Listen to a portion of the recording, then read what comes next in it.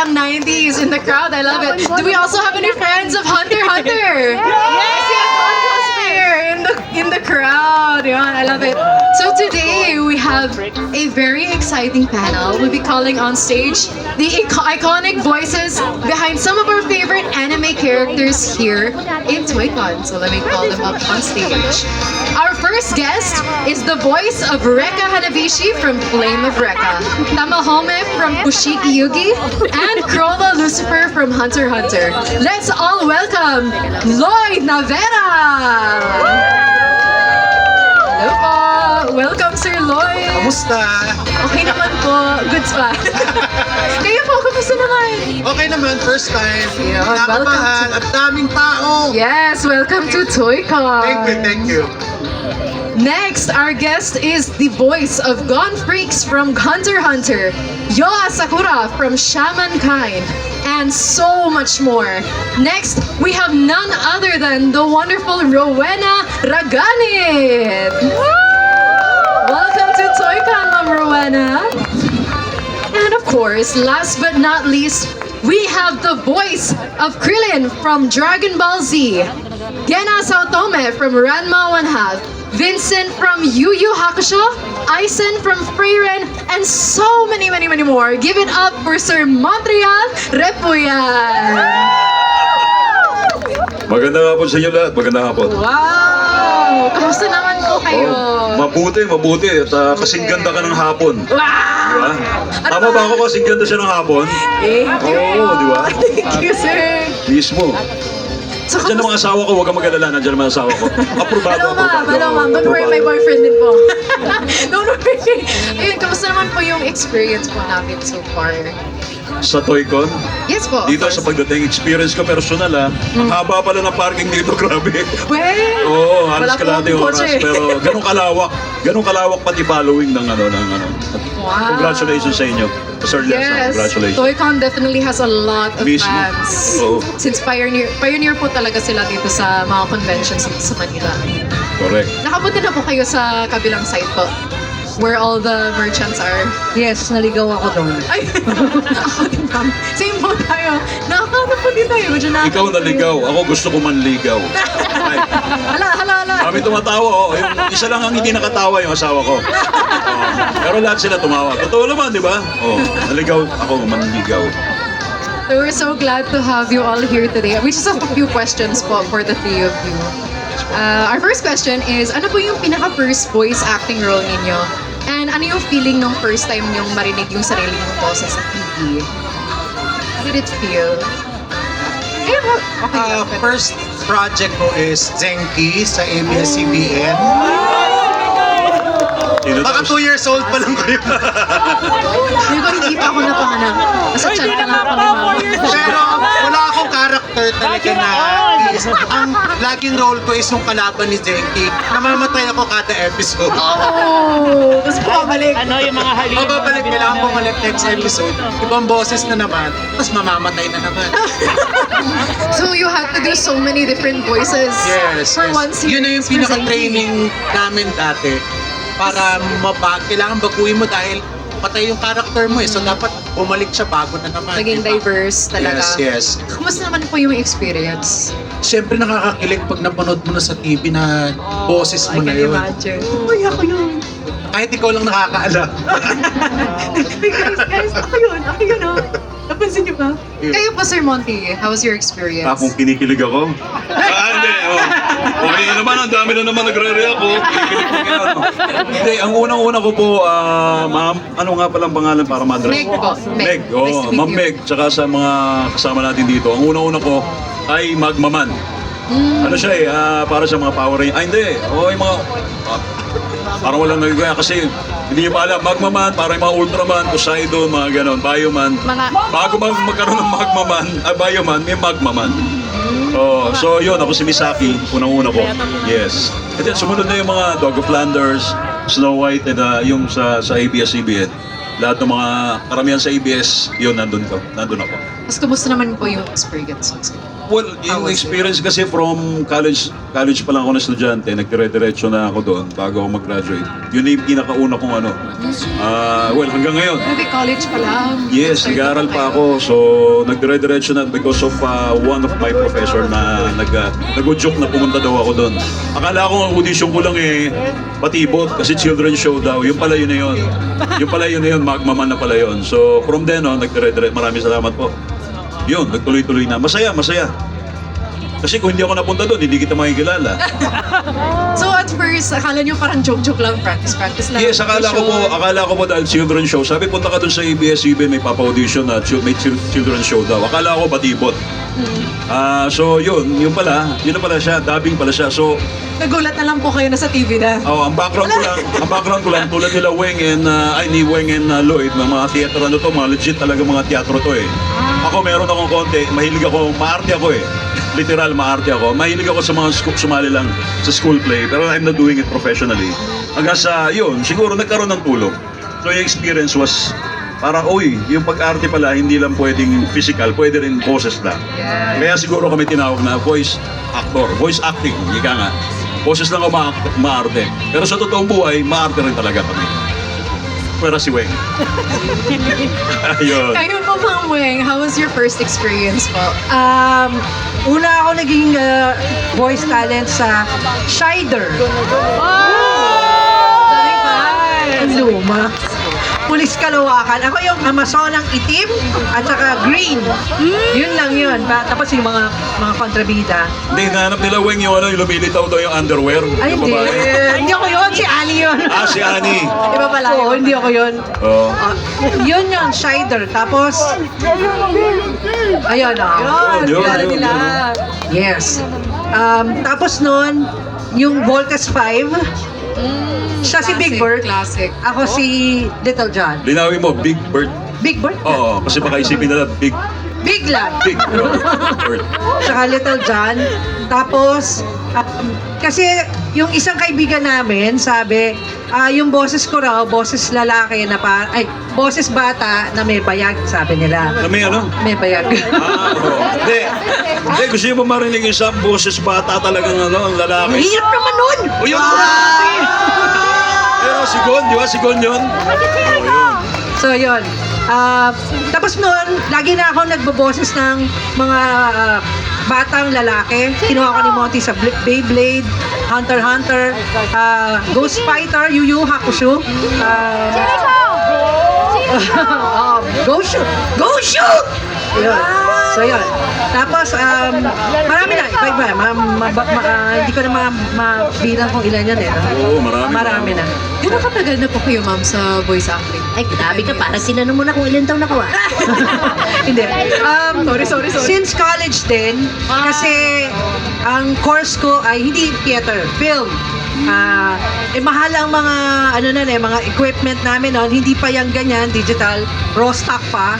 So bumibili kami ng film. So parang pang racket para pambili ng mga films namin, nag-dubbing kami. May kumuha sa amin na dubber.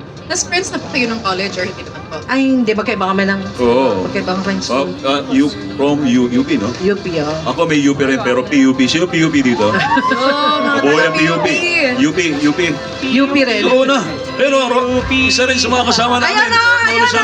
Rona Veronica Aguilar. Kasama Ayan. si ang Dubber din daughter. yan. Mahusay din na dubber to si Veronica, si Rona. Nice to meet you, Yan. ma'am. Hello.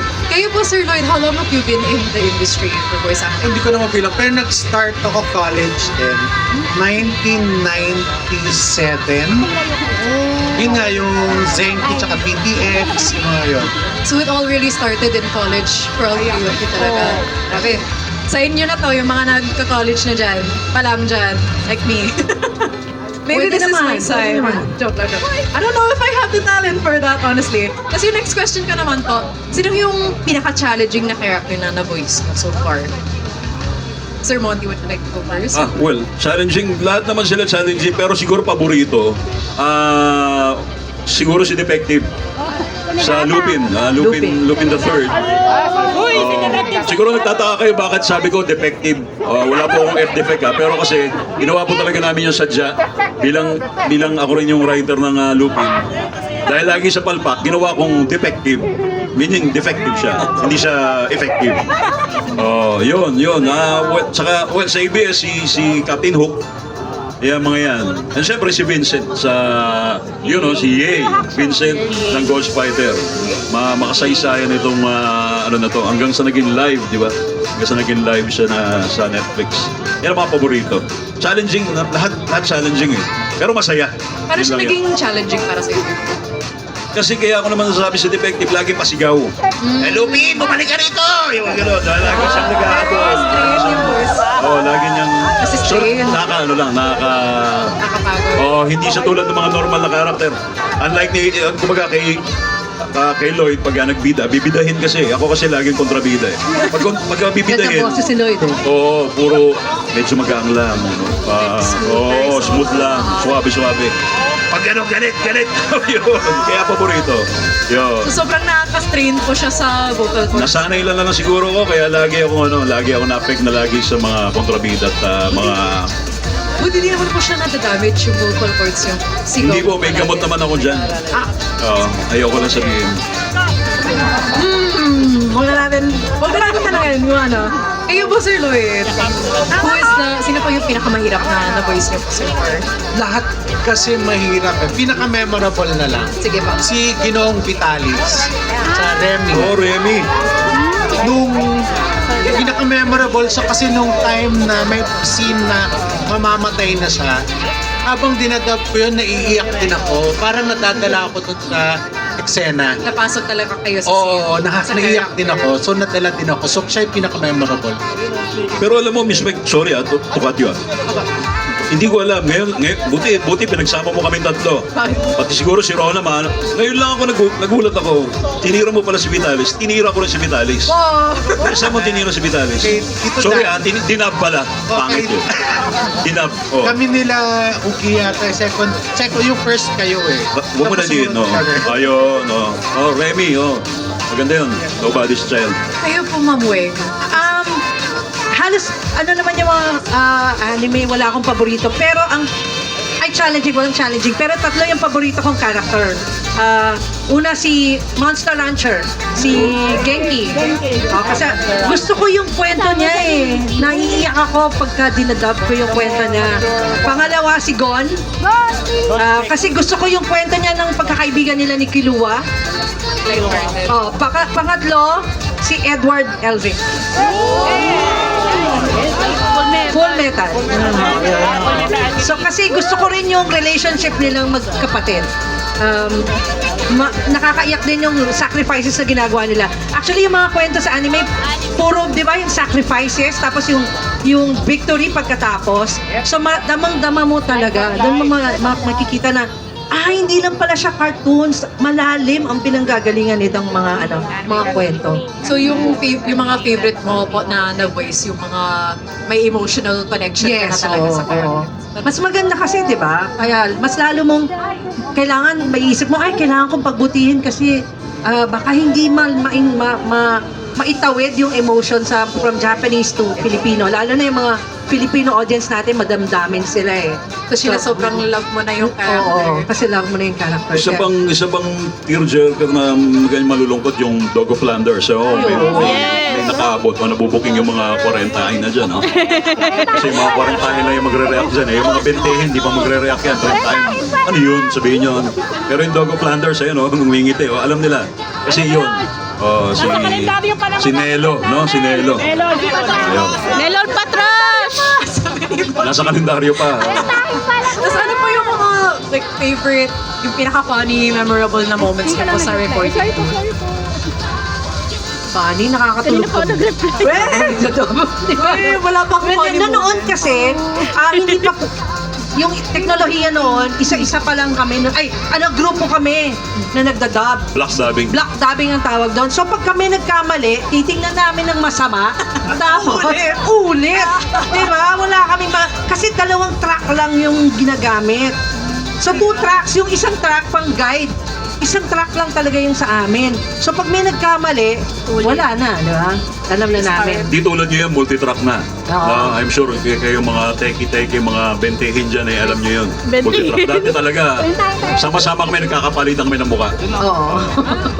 Tapos, yung madalas na pag-dub namin noon, gabi. Sa gabi. Hanggang madaling araw. So minsan, nandun kami sa booth, natutulog na. Pagkalinya mo na, sisipain na lang kami. Sorry! Sisipain na lang kami. Kailangan maglaban ng So yun. Minsan, di ba may nagsusnore na? Oh, hala! Sa Tapos, gabi. So, gigisingin namin yun kasi naririnig kasi yung snore. Oo, may ganun. Hindi, siguro maganda rin mga kwento sa mga kasama natin na ito mga tanging dubber ang nakakaalam. Si Rona, siyempre. Yung kung tawagin namin na kung tawagin namin strip dubbing. Di ba sa sugal merong strip Poker. strip poker na pag yung nag-i-strip Sa last day, ba? Palawanan mo sa last day.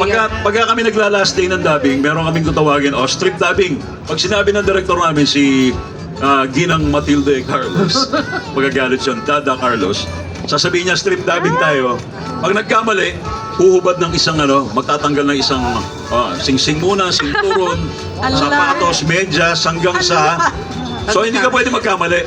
Yun, isa po yun sa mga masasaya. Yun ang tanong mo, Miss Meg, masasaya. Kasi kung sa kailangan namin tumutok sa script kailangan namin, kasi pag nabulol ka, tanggal. Sabihin ko lang, Magtatanggal ka. hindi ako nahubaran. Galing po talaga. Pero yung Okay. si Luffy ng One Piece, Montik na. Hindi, kaya kung nga nasabing masaya, ako aamin na, ikaw hindi ka nahubaran. Ako umabot, nakahawak na lang ako dito.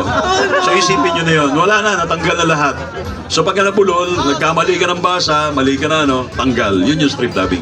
That's one of the mga masasayang inside, trivia. Dapat pag may ganun, naka-3 layers ng damit. Ay, oo. Nagre-ready kami. Really? Nagre-ready kami pag last day. Oo. Sila nagre-ready, ako hindi. Scarf, tapos may mga hikaw, tapos mayroong tatlong hat. Yeah, exactly. Ganon. Naka-wig pa. Dalawa Para masaya. yung shoes. Kayo pa si Lloyd, yun din po yung experience niyo. Yung Oo, strip magkakasama kami. Tsaka meron pa kami, hindi pa yata ito lumabas din. Kung sino yung malate sa dubbing, siya yung matutoka na maghuhugas ng pinagkainan ng lahat. Hugas ka? Oo, ikaw maghuhugas. So, kunyari, habang hindi ka pa magtitik, nandun ka naghuhugas ka, tapos tatawagin ka nila, ikaw na! Tapos Tatatapo ka.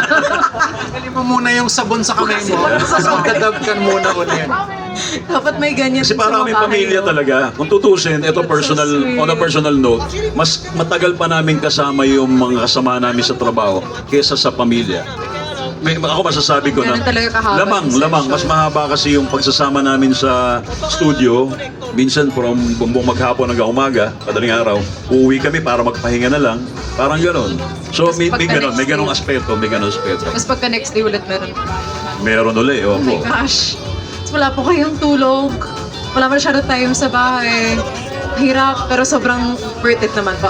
Sobrang worth it. Very talented po kayo. And we are definitely huge fans of your work. Especially we have cosplayers pa today. Sa mga Yeah! Gone! Si Hiye, ayun. Tapos may mga advice po ba kayo for aspiring voice actors dito po sa Pilipinas? Ayun, may nagtatanong na, yes please, teach me your ways daw po.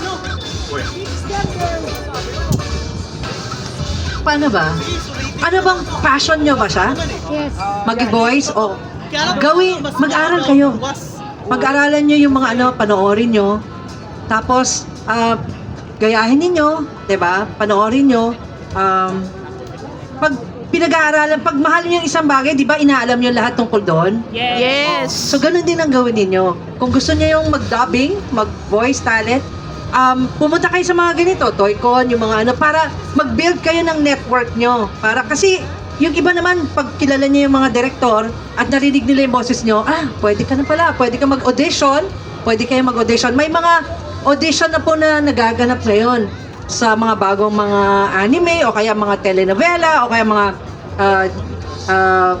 K-drama, di ba? Workshop, May mga workshop na binibigay din. Sa ngayon, dati kasi wala Dati ka wala. Nagsimula kami, as in, totally, we learned, kumbaga, sa experience na Kaya ako, kahit Self-practice. mapapanood ko yung mga sinaunang ginawa namin, sabi ko, yun ba yun, nangingilo rin ako no? Kasi yun yung, wala kaming basic training No one taught us kung paano, at ito dapat yung technique, ito yung mga elemento, wala. So now, mapapalad yung mga may balak dahil may samot-saring mga workshop na inaalok ang kung sino-sino mga Ibang kasamahan din namin. Oo, kasamahan. Sila Weng, yes, nagtuturo. Kami may upcoming din, pero it's just a small group na sa isang maliit na lugar. Pero kung tatanungin kung ano yung pinaka payo, akin siguro, kumbaga sa karpintero, lahat tayo nandito, mapababae, mapalalaki, pag binigyan ko kayo ng martilyo at pako, kaya nyo naman, tama? Ito yung martilyo, ito yung pako. Kaya natin hawakan yan. Pero kung paano pukpukin at ibaon ng tama, ng diretso at hindi babaluktot at isang pukpok babaon, yun dun lalamang yung skill.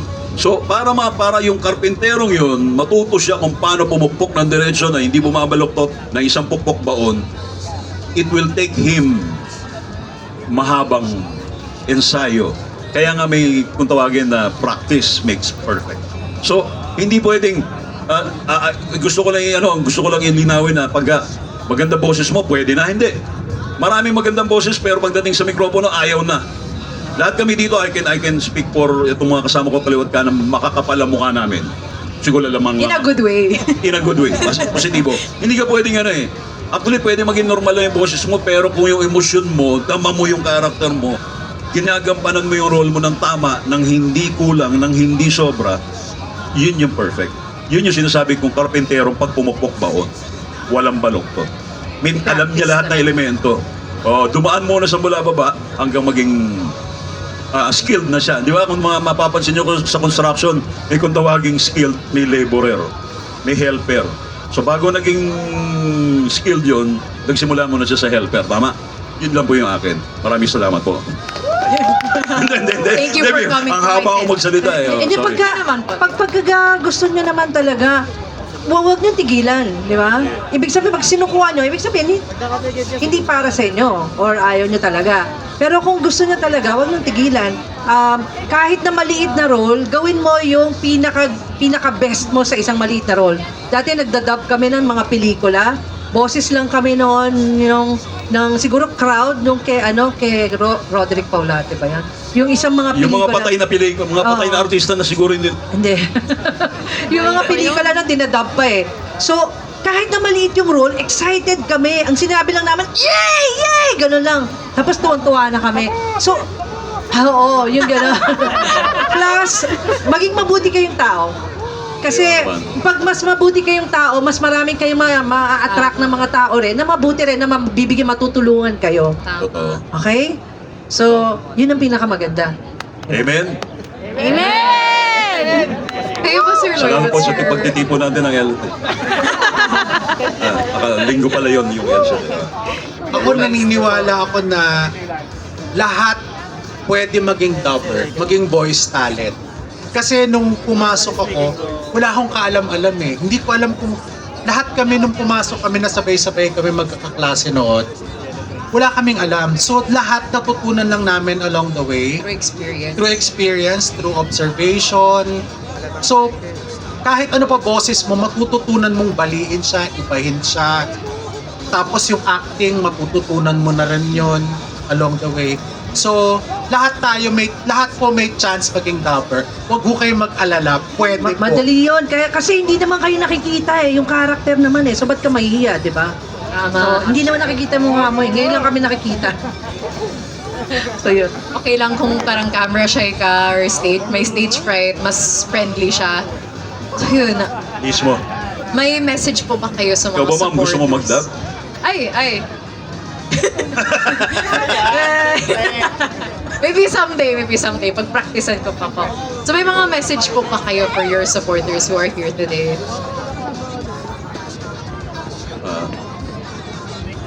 Maraming salamat sa inyo. Kasi hanggang ngayon, sa totoo lang, hanggang ngayon nagugulat ako na may mga fans ng anime, ng mga na sumusubaybay sa mga gawa namin. Hindi namin naisip nakakataba ng puso yon pag merong lumalapit sa amin na nagpapapirma Actually, very awkward ako sa ganun kasi hindi naman ako sanay.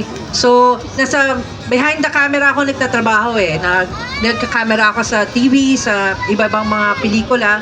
So, hindi ako sanay na may mga magpapapirma at may mga nakakakilala sa amin. At sana huwag kayong magsawang sumuporta sa anime. Kasi kailangan namin kayo, kailangan ng industriya, kailangan kayo ng industriya. So, kung may mako-contribute kayo, sana pumasok din kayo sa dubbing. Kung gusto nyo, pag-aralan yung mabuti, yung dubbing. Kasi masaya. Hindi lang ngayon, hindi lang mga Japanese anime, Chinese na yan. Sino nakapanood nung Nesa ba yan? Ano? Nesa, di ba? Ang ganda nun. Tapos yung mga Korean, marami rin mga anime. At I'm sure, balang araw, pag ready kayo, meron na rin mga Pilipino na meron mga characters na ide-develop na siguradong magugustuhan ninyo yung mga kwento dahil sa atin yun eh. At kayo mismo, malamang isang araw, isa dito, kayo na yung original na boses at meron taga-Japan na gagaya ng boses ninyo. Di ba?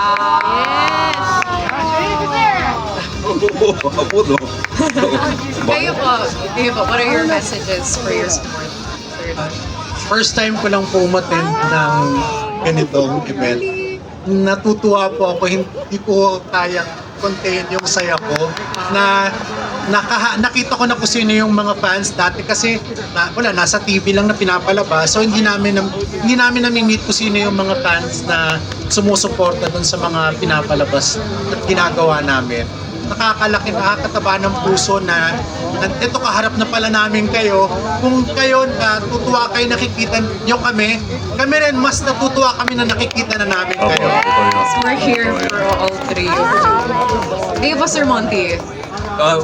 Tulad ng sinabi ni Lloyd at ni Weng, ako naman personally yung na-appreciate ko po yung pagka nababasa. Minsan tinatanong, ikaw po ba yun? Nakikita ko na lang online. Mas kilala pa nila ninyo o kung sino yung karakter namin. Sa tinagal-tagal, like ito, biro mo 30 years ago, meron pa tayong HIA, na-appreciate pa nila. This was 30 years back, di ba? Parang ganon. May nagko-cosplay for ganito. Iba-iba, di ba? Na-appreciate nyo pa yung mga gawa ng mga panahon namin mga 2 years ago. So hanggang ngayon, binibigay pa rin namin yung huwag kayong maglala, 100% pa rin, higa nga ng Ghost Fighter, 100% pa rin binibigay namin pagka kumarap kami sa mikropono. Dahil alam namin, may nakikinig at may mga follow na sumusuporta dun sa amin. Dahil wala naman dubbing. Matagal na nag-flop to, matagal na bumagsak kung walang tulad po ninyo na nag-appreciate at nagsumusuporta sa Pinoy dubbing. Pinoy anime. Mabuhay yung Toy-Con. Mabuhay ka mag-play. Tapos di ba may booth din po kayo? Ay, opo, nandun sa bungan. May mga merch po kayo? Meron, kung gusto nyo, pwede naming pirmahan. Bili lang kayo, tapos pirmahan namin. Tama ba? Opo. Saan po siya banda? Doon sa dulo. Doon sa unahan. Sa dulo sa may entrance. Sa may entrance. Right hand side namin, right hand side. Punta lang kayo. Pwede tayong usap. Personal, ganun. Wag lang tayo mag-iyakan, ha? Okay. Siyempre, pasalamatan nga pala si Ma'am Royce Lacson na sa kanyang binigay na Thank you kanyang so much siya ng author po. nito. Ayan, maraming salamat Ma'am Royce. Thank you, shoutout sa iyo.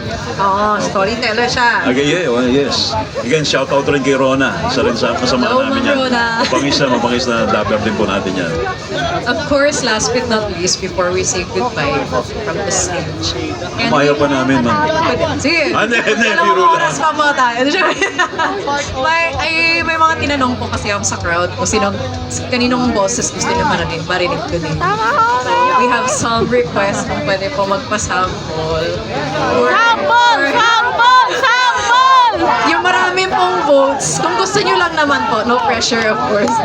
Kay Gon, kay Krillin, tsaka kay Rekka po. Yung maraming votes po talaga. Linawin ko lang baka kasi talaga may mga diehard Dragon Ball dito. Yung although tinab ko si Krillin and Master Pogi, hindi po akong original. Ang talaga original na nagdub po niyan. Kasi kami as voice talents, respeto rin namin yung talagang urit. Hindi po kami, personally ayoko nagkiklaim na ako yan. Yes, i-claim ko, pero ibig sabihin, lagi kong isinusundot na hindi po ako uri. Ang original na Master Pogi at Krillin ay si Apollo Abraham. Yan, hanggang ngayon nagdadab pa rin siya. Ako'y substitute lang. Anyway, Pero siguro kung meron man, oh, tol, next na kayo, ah. Ano, siguro si... sa Flame of Reka, kasi ako si Max Domon. Pero bukod sa akin Max Domon, ang paborito ko rin si Fujimaru. Parang si Aya, kamukha ni Aya. Sino nakakilala? Kay Ira. Sino nakakilala kay Ira? Naalala niyo ba nung inatake ni Fujimaru si Ira? Wala. Manda ka sa akin. Yun ang paborito ko kasi. Bukod kay Vincent. Oh, si Fujimaru, di ba? Oh, napaghahalata. Puro lalaki humihiyaw. Isa na yung babae humihiyaw. Kamukha kasi Ma'am Meg, di ba? Si Ira. Oh, yan. Panoorin niyo yan mamaya. Check yan. Pero siguro, ito hindi anime. Ito, last ko. Ito hindi anime. Ang gusto ko lang siguro dito, paborito ko. Baka hindi nyo inabot. Again, mabubuking yung mga 40-50. Bananas in Pajama. Sino nakakaalala? Ako po si B1. So,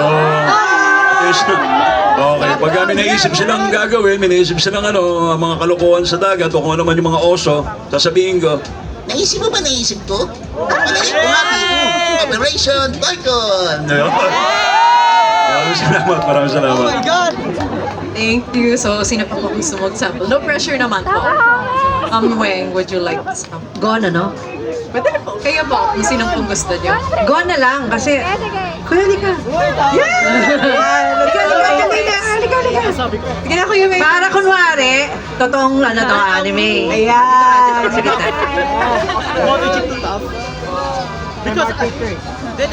Okay. Kunwari, Teka, Weng, mga ilang baka ba dumila dito para tumigas yan? Sinilaan ng kalabaw okay. yan. Mga lima po siguro. Okay, ready? So, diretso. 1, 2, Tingnan niyo bibig, ha? 1, 2, Farmers pagbaba. Jack and Bato! Yo! Pwede. Thank you so much. Thank you po. Kayo naman po, Sir Lloyd. Pwede ba humingi ng sample? Well, Oh, si Ira. Yan. Si Ira. Si Ira. Ira, akong bahala sa'yo. Ipaglalabang kita. Tadere! Ayun. Thank you so much po. So guys, you can check out yung booth po nila. Malapit po sa entrance. Dito po sa dulo, pwede kayo bumili ng merch, magpa-sign, get to meet and greet Ma'am Weng, Sir Monty, and Sir Lloyd. Thank you so much po. That Maraming will be salamat all din. that we'll ask. We don't want to keep you waiting here po sa stage. May booth po kayo. Ayun. Thank you so much. Thank you. Yes po, sa maraming inyo, salamat. Sir Maraming Lloyd, salamat Sir po sa Monty, inyo. Ma'am Weng. Thank you so Thank you, much. ma'am. Thank you. It was great meeting you and having you po. Lalo kami, ma'am. Maraming salamat. Make sure to stop by their booth, guys. Dadaan rin ako mamaya to meet and greet.